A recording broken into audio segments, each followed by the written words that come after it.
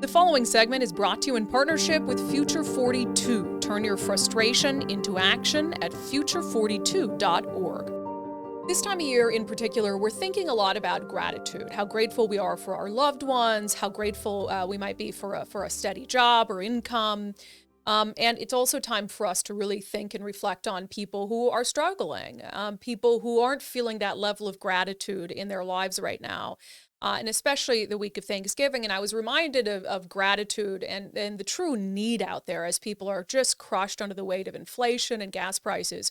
I was reminded of it a couple times this weekend. I was at Fred Meyer getting some stuff for our own Thanksgiving meal at home, and Eastside Fire and Rescue was having a food drive at Fred Meyer. And so, I picked up some peanut butter and cereal and stuff for the food drive. But then when I got home, I checked the mail, and in the mailbox was this just kind of flyer from Northwest Harvest, which runs food banks across the state. And there was this little note from Thomas Reynolds, a message from, he's the chief executive officer. And the title of it was "All Ideas Are on the Table." And I just want to read part of it for you. He wrote, "Right now in Washington, the number of people who are not sure where their meals will come from is skyrocketing. At the same time, Northwest Harvest and most of the food banks, food pantries, and meal programs we partner with have significantly depleted food stocks to offer to people who are seeking food. The corresponding availability crunch for people who experience food insecurity is alarming to me. Inflation is crushing household budgets. Food in our region costs as much as 25% more than last year. As an organization that exists to provide quality, in-demand foods to people who do not have enough resources to make their budget stretch until their next paycheck, I'm seeing the resources at our distribution centers shrinking, while at the same time, the need for households to stretch is expanding. I'm finding this to be true from Bellingham to Yakima to Spokane to South King County to neighborhoods in Seattle and on the east side." He went on to write, "I don't have the option to lament the situation and wait and see if things get better."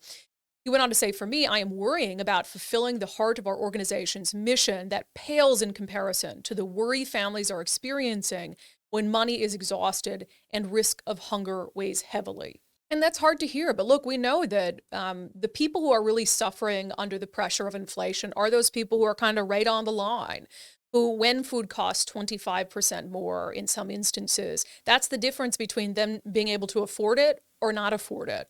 And then if they go to a food bank for resources and those food banks are depleted, I mean, where do they turn? And as, again, Thomas Reynolds with Northwest Harvest said, this is not just happening in the Seattle area, it's happening across the state, and it's not just happening to their food banks. I spoke with the executive director of the South King County Food Coalition to talk about what they're facing. Barb, welcome to Undivided. Introduce yourself. I'm Barb Houston-Chimizu, and I work with the Des Moines Area Food Bank as the Associate Director here. And I'm also the Executive Director for the South King County Food Coalition, which is 12 food banks serving all of South King County, kind of working together. What is the need level right now that you're seeing out there in your communities? It isn't the crisis that I think we'll see come recession, but it is definitely growing. And the need, I would say, is deepening. Inflation, we've been talking about it for months now, the cost of gasoline, and as those dollars sort of add up for folks, how is that impacting people in the community who were maybe already on the cusp already of having trouble putting food on their table? Well, people are really feeling the pinch, and this has been it's kind of like the third wave actually. Pre-COVID, we saw a lot of housing costs go up as we had businesses like Amazon purchasing large spots downtown and other investors using up that space, were driving people south, and that put a lot of pressure on housing costs down here in South King County. So people were already feeling that before COVID. And then during COVID, of course, some people lost their work. A lot of businesses, especially here around the airport, we have a lot of restaurants and hotels and service industry businesses that just shut down. And then supply chain issues that really raised costs of almost everything. And then after that, now post-COVID, we're seeing this rise, for example, in gasoline and the inflation that's driving because, with the war in Ukraine, gasoline is a huge factor in food costs and just transportation costs in general. So it's a challenge for people because those are some of the most, important basic needs in their life: transportation and food. You mentioned kind of the looming idea of a recession, and I know that Folks who know about those kind of things are urging folks to sort of pinch pennies where they can. We already saw Amazon and some other tech companies laying off people, which is an indicator of maybe what's to come. So how do you even, when you're already in a state of, increased need, how do you even start to prepare for the possibility that need could get much, much greater? Well, that's just kind of the natural evolution of our business. We just, whoever comes to the door, we serve with whatever we have. And we're seeing right now, we're seeing especially a lot of seniors or disabled people, people who have not been able to participate in this full employment economy that we've had. Because even though we're talking about inflation, jobs have really been there, right? We're at very low unemployment right now. So, of course, people are feeling the pinch as their heating costs go up in the winter. Their transportation costs, even just getting to work, food costs have gone up. So they're feeling that pinch, but it's nothing like when you lose a job. And seniors are in the same boat because they don't get to enjoy full employment. For them, they don't have employment. And so what we like to say, oh, they're on a fixed income, but really their income is not fixed when their rent is going up, their food costs are going up, but their income is not going up. So it's a real challenge for them.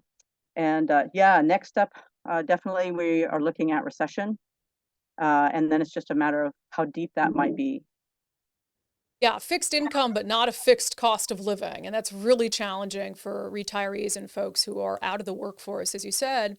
Kind of in the plan ahead stage, do you guys have, and maybe this is naive and I don't know how food banks work, but do you keep like emergency reserves where it's like things have gotten bad, we're not getting enough donations in, and we can tap into emergency reserves? Absolutely, we do. So, two things on that. Yes, we keep reserves. I think most healthy nonprofits maintain, several months worth of operating expenses just in case of a rainy day, and so that's normal for many of us, and we have that in hand. But our business is not really dependent on our funding, right? Our business model in the past has been dependent upon donations. So whether that's financial donations from individuals to help pay our staff or even to do a little bit of food purchasing. But most of our food has come through the donation stream. And so even having reserves doesn't mean that, oh, we're going to have enough to go out and buy a bunch of food. That's very expensive and not generally how this business has worked in the past. On kind of donations, you told me something on the phone earlier that was interesting to me, which is, as you pointed out, jobs have been pretty good. The job market has been pretty stable. And you were telling me that even though there's some other challenges in the economy with inflation and gas prices, when the job market is pretty stable, people aren't thinking like, oh, hey, I should go donate to a food bank. Yep, that's very much true. It's kind of interesting. Food banks tend to lag the market or the economy by about 3 years. So um, the great thing about our work is that when things do get bad, people come to help in droves. People really pull out, open up their wallets and they sacrifice to share with their neighbors in need. So um, that was the second piece of a recession or of planning ahead. It's like, I know that my community is going to jump to the fore and they're going to be there for everybody in need when we have that recession. Sometimes our worst time is after, right? And right now is the most difficult time for us because it's high employment. People think, oh, everybody's doing fine. There is no need. And that's when food banks tend to struggle the most. So I know that right now we are really struggling because it's been a good economy and people haven't had to think about us. But now as we move into recession, it will be really much needed assistance.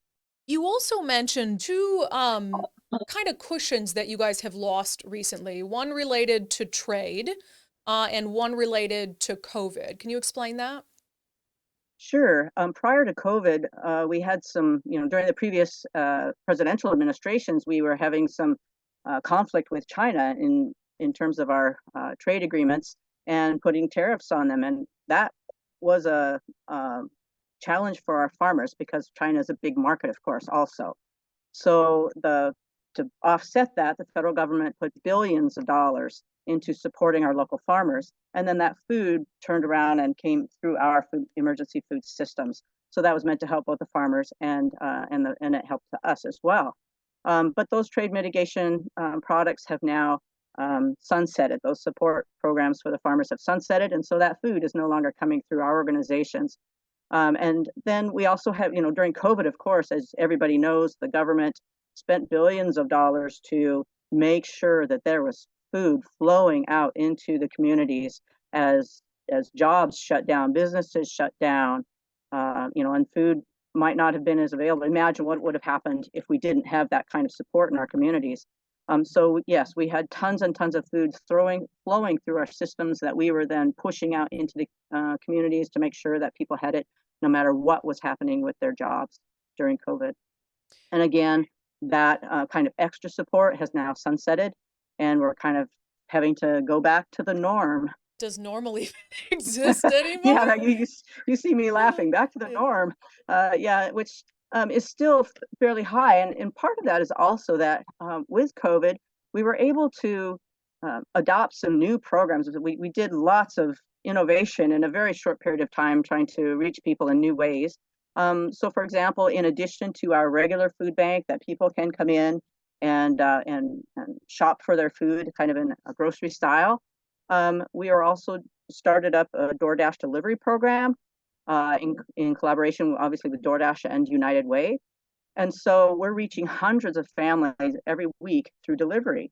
But that is on top of our traditional program. And so the question of whether or not we can keep that going is a whole nother question when it gets down to recession and things tighten up, because that kind of program is very expensive. When we're having to purchase food to send out, the donation stream will not support our regular food bank plus that kind of DoorDash delivery, community delivery program. So the question of whether or not we can keep that going is a whole nother question. But that is a program that's reaching out to people in the community who in the past have not been able to get to us. There are many people that don't have transportation, or they work or something like that. It's hard for everybody to access the food bank. Just because we're here doesn't mean that everybody can get to us. So in other words, we're reaching more need than we were able to before, and whether we can continue that is a question. On this show, we try to look for things people can agree on. I would hope everyone can agree that we want to make sure that everyone has food on their table and in their refrigerators. So I guess the question is, what can be done? What do you need from the folks who are watching? Well, we certainly, of course, we can use funding. One of the other impacts of COVID has been that there's been pressure on employment wages, right? When an Amazon here in Seattle is their business was booming as the delivery business grew in COVID. Home delivery, for example, grew tremendously. So people could go out and get jobs driving or delivering for $18 or more per hour plus a bonus. So all of a sudden, our job, which had been well above minimum wage, is not very competitive. And so definitely one of our needs is to try to increase wages for our employees, so they're going to be earning a living wage and not qualifying for the food bank that they're working in. And so that's one thing. Definitely, we also want to be able to continue purchasing. During COVID, we got some special funding in order to purchase culturally appropriate foods, so we could get fresh produce, fresh, good foods that were really meaningful for families, and at the same time supporting local farmers in doing that. So that's a program that the funding has ended. We hit a big funding cliff, and we could really use funds to continue to support local food systems and also provide people with really whole, fresh, healthy food.